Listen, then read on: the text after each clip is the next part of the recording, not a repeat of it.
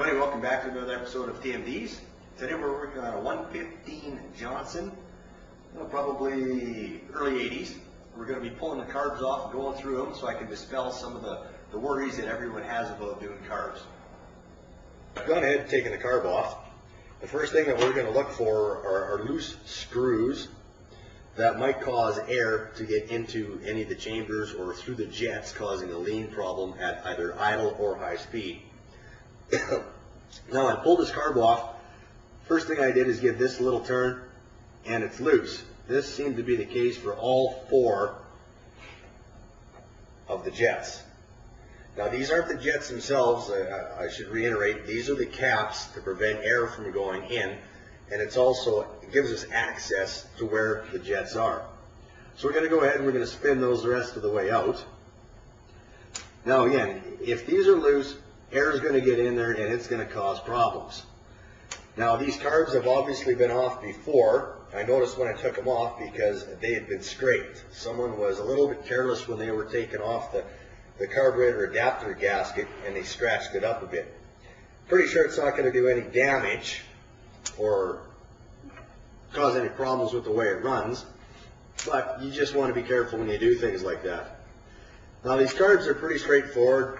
Actually, all two-stroke carbs are pretty straightforward and easy to work on.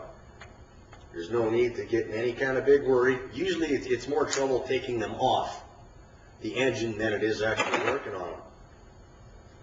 Okay, so this gasket, it's the brown gasket. It's obviously been replaced before. But while we're in here, we've got to do some work. We've got to check out, if these were left loose, these screws, we want to make sure and double check any of the other work that might have been done on this carburetor. So we'll take the float off. We'll set the float aside. We won't be replacing the float. We're going to take and reuse it. We'll just readjust the height and make sure everything's fine. If I can show you this needle, if I can get it close enough there so you can see it and have it focus. No, maybe not. You can see that there's a little wear mark that's on there. We don't want to see that. If we've got the wear mark, it's time to replace it anyway. Now I'll take the rest of the needle, or the seat out. Pops out nice. Now, we've got these frost caps in here. Well, these ones appear to be loose. We're going to take those out. Again, that's something else that has to be changed at all times when doing carbs. You want to take those out to make sure that those channels are nice and clean. If the channels aren't clean, you're going to have problems. What I use is a little sharpened punch.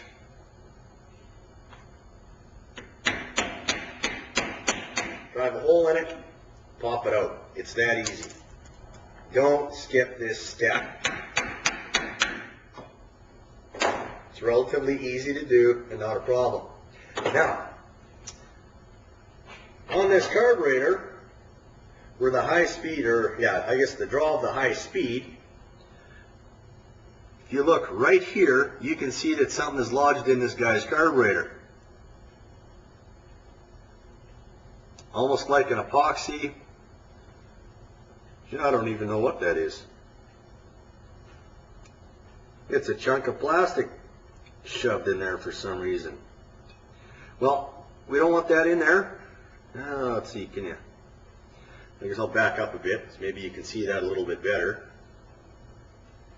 Almost looks, like a piece of plastic or a little piece of fiberglass. Well, that's out of there. Now, this guy's lucky he didn't burn up his engine, because if you're restricting flow through the high-speed tube there, you can run into all kinds of problems and eventually damage your engine.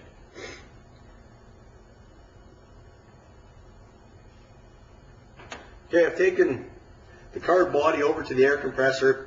Every hole, every orifice, whatever I can find, I blow 120 psi through it, make sure it's clean.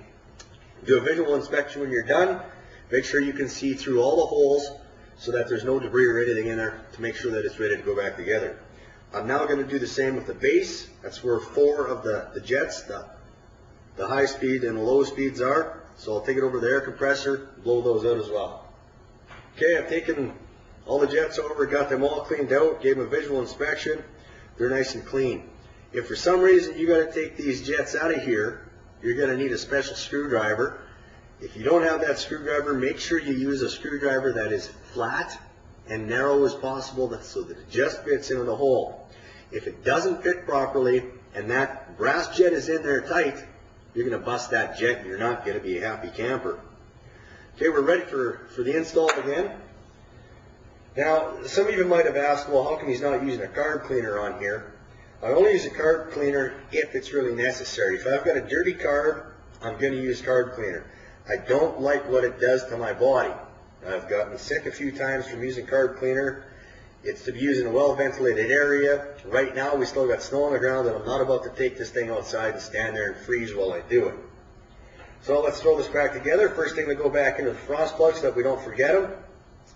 I'm using an extension. It's got a bit of a rounded tip. I'll just take and tap them once or twice, and they're sealed in place. If you forget to put these in, you're going to have a rich condition. Gas is just going to flow straight up those, and engine's not going to run at all right. Next to go in, we're going to put in the seat.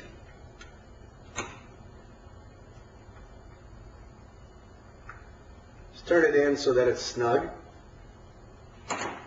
Next goes the needle. With this model, there should be a spring, which seems to have, oh, found it. The joys of working on stuff is losing stuff.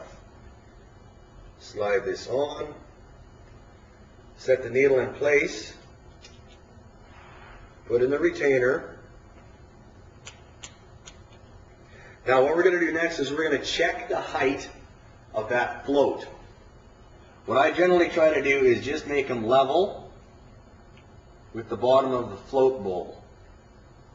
Or actually I shouldn't say bowl, with the bottom level of the carburetor base. So if you look across here versus here, it's nice and level. Probably 95–98% of the carburetors are done this way. If they're not done this way, there's special instructions that come with the carb kits so you can take care of that. Put the gasket on. Again, foolproof, only goes on one way. Put on the base.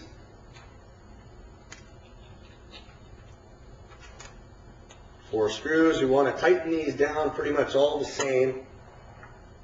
So I'll spin the first one down, snug it up a tiny bit, diagonally and then across. So we want to pull this thing down even, I guess is what I'm trying to get at here. So start to tighten.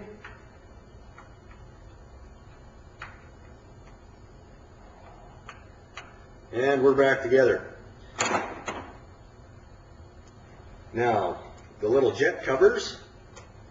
This time we're going to make sure that these are tight. Person that worked on the carburetor last time apparently didn't think that that was necessary. I also want to add, when I talked to this customer prior to working on the carburetor, he asked me to spray something in, or put something in his gas, I should say, to clean out his carbs. As far as I know, a product doesn't exist. The only way to clean these carbs is to physically take them off the engine and clean them. Once you have them clean, you can use fuel conditioners or OMC or Bombardier's 2+4 fuel conditioner. Add that to the fuel. That'll prevent carbs from gumming up and having problems later on. Things you can't avoid by adding stuff like that are little plastic pieces that somehow find their way into the carburetor. There's nothing you can do about that other than wonder where they came from. That about does it for doing carbs. I'm just going to throw this one back on, take the bottom one off. It's pretty much the same procedure. Nothing's really different. Hope you guys learned something today. Look forward to teaching you guys something again.